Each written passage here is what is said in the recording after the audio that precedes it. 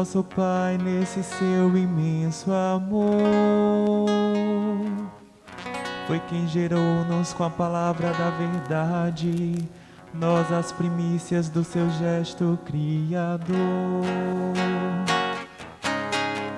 Aleluia, aleluia, aleluia, aleluia, aleluia, aleluia, aleluia, aleluia.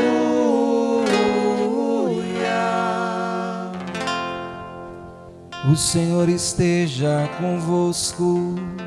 Ele está no meio de nós. Proclamação do Evangelho de Jesus Cristo segundo Marcos. Glória a vós, Senhor. Naquele tempo, os fariseus e alguns mestres da lei vieram de Jerusalém e se reuniram em torno de Jesus. Eles viam que alguns dos seus discípulos comiam o pão com as mãos impuras, isto é, sem as terem lavado. Com efeito, os fariseus e todos os judeus só comem depois de lavar bem as mãos, seguindo a tradição recebida dos antigos. Ao voltar da praça, eles não comem sem tomar banho, e seguem muitos outros costumes que receberam por tradição, a maneira certa de lavar copos, jarras e vasilhas de cobre. Os fariseus e os mestres da lei perguntaram então a Jesus: por que os teus discípulos não seguem a tradição dos antigos, mas comem o pão sem lavar as mãos? Jesus respondeu: bem profetizou Isaías a vosso respeito, hipócritas, como está escrito: este povo me honra com os lábios, mas seu coração está longe de mim. De nada adianta o culto que me prestam, pois as doutrinas que ensinam são preceitos humanos. Vós abandonais o mandamento de Deus para seguir a tradição dos homens. Em seguida, Jesus chamou a multidão para perto de si e disse: escutai todos e compreendei. O que torna impuro o homem não é o que entra nele vindo de fora, mas o que sai do seu interior, pois é de dentro do coração humano que saem as más intenções, imoralidades, roubos, assassínios, adultérios, ambições desmedidas, maldades, fraudes, devassidão, inveja, calúnia, orgulho, falta de juízo. Todas essas coisas más saem de dentro, e são elas que tornam impuro o homem. Palavra da salvação. Glória a vós, Senhor.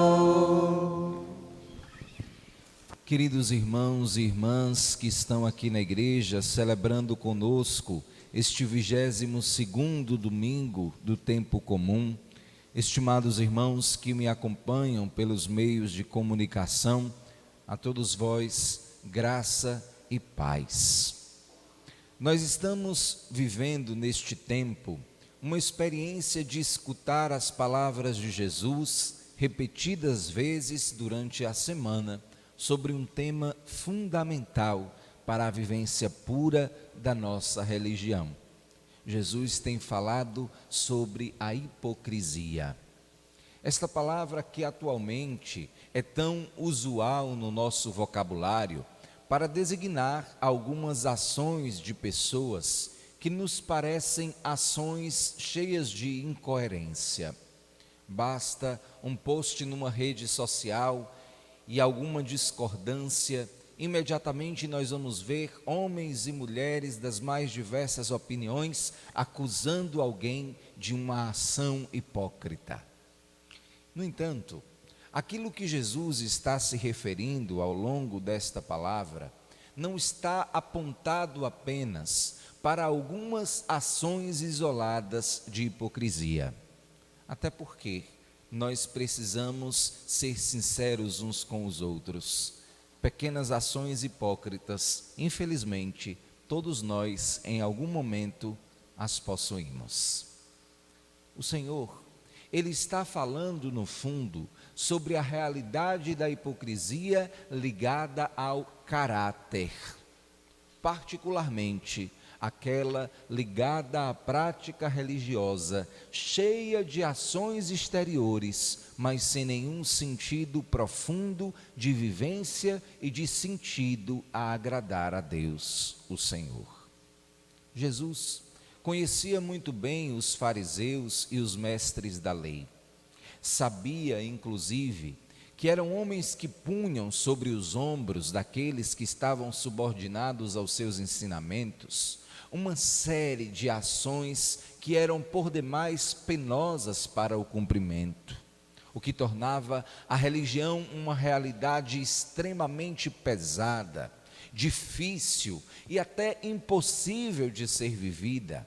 Tamanha era a quantidade de tradições, de costumes, de coisas que precisavam ser vividas, como se tratassem de elementos fundamentais, sem os quais eles não poderiam se aproximar de Deus. Jesus começou então com o seu discurso a denunciar esse tipo de prática, para que os homens tivessem consciência de que Deus não pode jamais estar atrelado ao peso de certas vivências, porque Ele é simples, porque Deus é belo, porque Jesus se apresentou manso, humilde de coração, de jugo suave, de fardo leve, e era necessário, portanto, tirar todo aquele excesso para que os homens experimentassem a delicadeza de Deus que se dá na vivência leve dos seus pedidos, cuja centralidade e cuja essência é a experiência da vivência contínua do amor. Meus irmãos, os fariseus estavam extremamente preocupados com aquilo que era exterior.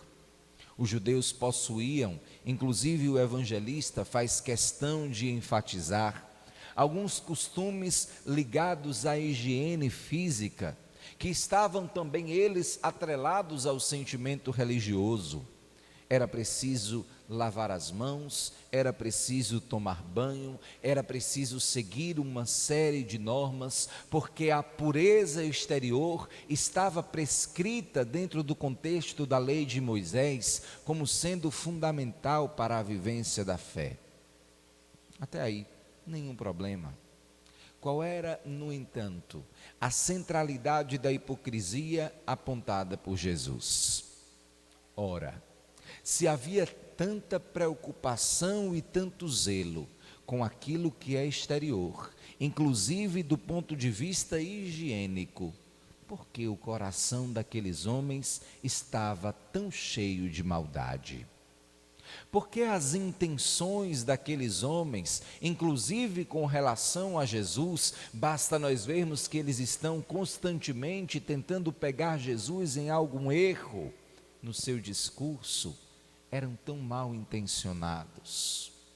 Se aqueles homens estavam tão preocupados com a pureza, por que é que não se ocupavam em cuidar dos órfãos, em cuidar das viúvas, em praticar a fé e exercitar a capacidade de amar segundo Deus na relação com os outros, mas viviam ao contrário, presos em um egocentrismo doentio, incapaz de olhar para os outros e, me permitam dizer, incapaz de olhar para Deus e de cultuá-lo com um coração verdadeiro, porque este povo fez questão de parafrasear Isaías, o próprio Jesus: me honra com os lábios, mas o seu coração está distante de mim. Eis, pois, dentro do contexto da fé, o que significa ser hipócrita. Honrar a Deus com os lábios, mas ter distante dele o coração. Esmiucemos, pois, na prática da nossa religião. Quantos são aqueles que, ao serem perguntados sobre a sua fé e sobre a sua prática religiosa, respondem: sou católico. mas vivem entregues aos pecados da carne. Quantos são aqueles que dizem acreditar em Jesus, amar o Senhor, ler as Escrituras, conhecer os Evangelhos, debulhar diariamente o Santo Terço, conhecer como ninguém a doutrina apostólica, mas vivem sendo seres humanos maledicentes, fofoqueiros, incapazes de cuidar da boa fama do outro. Ao contrário, quando há oportunidade, faz o possível para que o outro seja mal visto pelos demais. Quantos são aqueles que comungam diariamente do pão da vida, disposto pelo Senhor na Eucaristia, mas dentro do emprego passa por cima de quem for preciso para crescer, mente, engana, é dissimulado, é difícil de lida, não vive aquilo que quer praticar na fé, porque honra o Senhor somente desde o ponto de vista exterior. Eu me lembro que uma vez uma pessoa me procurou para dizer que já estava muito avançada na fé e queria, por causa deste avanço que afirmava possuir, juntar na sua vida espiritual algumas práticas elevadas, tais como o uso do cilício, o jejum semanal e uma série de práticas que eram vividas pelos santos. Mas eu fiz com esta pessoa uma observação. Ora, você diz estar sendo uma pessoa tão avançada na fé, tão rica em progressos espirituais, daqueles mais profundos e imagináveis. No entanto, eu vejo que você tem dificuldade de frequentar a missa dominical. Eu vejo que você tem dificuldade, por exemplo, no conhecimento das Sagradas Escrituras. Vamos fazer uma pequena catequese? Sentei com esta pessoa e comecei a perguntar a ela os elementos mais básicos da fé. Ela não os conhecia. A experiência religiosa que fazia no fundo era somente uma experiência enganadora. Tinha a impressão de grande piedade, por quê? Porque externamente aparecia para os outros como sendo a mais piedosa de todas as pessoas. Mas no seu coração, no fundo, só havia uma identificação de orgulho, de soberba e de engano sobre si e sobre a própria fé. Meus irmãos, perguntemo-nos de um modo absolutamente sincero, a partir da descrição de Jesus, que chama de hipócrita aquele que pratica exteriormente a fé, mas tem o seu coração distante das coisas do alto, nós estamos dentro do número destes ou não? Nós estamos, porventura, conseguindo conjugar na nossa história aquilo que vivemos na Eucaristia e aprendemos de Jesus dentro da nossa prática de fé, ou a nossa religião se resume apenas a alguns estereótipos que são bem cumpridos exteriormente, mas pouco vividos no sentido do significado verdadeiro de amor a Deus. É preciso que hoje nós entendamos que a hipocrisia é um elemento que não cabe no caráter de nenhum cristão. Como eu disse, nós vamos ter que aprender a lidar com as pequenas hipocrisias que trazemos nas nossas mãos. Nós vamos ter que aprender a lidar com o fato de que estamos sempre inclinados a alguma ação que não corresponde à vontade de Deus e ao seu Evangelho. Paciência, vamos lutar, Vamos perseverar na batalha para vencermos dia após dia, pouco a pouco, tudo aquilo que trazemos em nós que não corresponde à vontade de Deus. No entanto, atenção, o Senhor não estava, quero voltar ao início, falando sobre pequenas ações isoladas que nós, por erro, por negligência, por fraqueza, acabamos cometendo. O Senhor está falando de um coração que acostumou-se com a incoerência. O nosso coração não pode acostumar-se à incoerência. Nós precisamos ser pessoas que, na medida que percebem em si o pecado, acendem imediatamente no seu interior uma luz de alerta. Ora, eu pequei. Ora, eu correspondi de um modo absolutamente errôneo à vontade de Deus e à minha prática religiosa.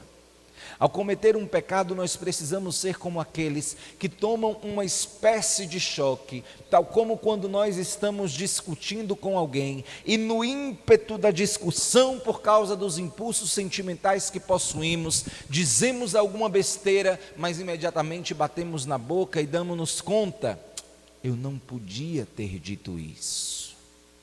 E apesar de dito, o que fazemos? Tentamos, como podemos, como é possível, reparar aquela situação. O pecado na vida do homem crente precisa ser assim. Quando ele acontece, nós imediatamente nos damos conta, porque é o Espírito que desperta em nós que nós fomos conduzidos pelo mal a um caminho que não é a vereda de Deus. Despertados pelo Espírito, damos-nos conta de que erramos e tentamos, como podemos, reparar aquele erro. Problema: muitas são as vezes em que o pecado já está de tal maneira encontrando um espaço confortável dentro da nossa vida que a gente sequer se dá conta que pecou, porque aquela prática já faz parte da nossa conduta cotidiana. Você já reparou gente que xinga muito? Às vezes a pessoa está tratando sobre um tema aleatório, totalmente natural, mas não consegue dizer uma frase inteira sem falar um xingamento, porque aquele tornou-se o seu vocabulário. Perguntemo-nos: o meu vocabulário no sentido de vida religiosa é um vocabulário santificador, ou eu já estou de tal maneira dando ao pecado lugares confortáveis que ele já não se sente e eu já não sinto que ele é um estranho na minha vida? O pecado é um estranho dentro da sua vida, ou ele já é de casa? O pecado é uma visita intrusa que vai sendo expulsa cada vez que insiste em penetrar dentro da casa do seu coração, ou ele já tem um quarto cativo no seu interior, porque não sai de lá, uma vez que você o sente como quase membro da família? Isto, para um católico, é hipocrisia. Da mais grave, da mais difícil de ser superada e da mais urgente de ser expulsa. Que o Senhor nos ajude a que, curados pela sua palavra, assimilemos a leveza da nossa religião, sem juntar para nós tanta parafernália, achando que o peso de certas tradições amenizarão diante de Deus os nossos pecados, porque o que agrada ao Senhor não é o excesso de normas que nós vivemos. O que agrada ao coração do Senhor não é aquilo que é dito dentro do contexto de um culto dominical ou semanal. O que agrada ao Senhor é um coração entregue a Ele pela oração e aos demais pela prática da caridade fraterna. Amém.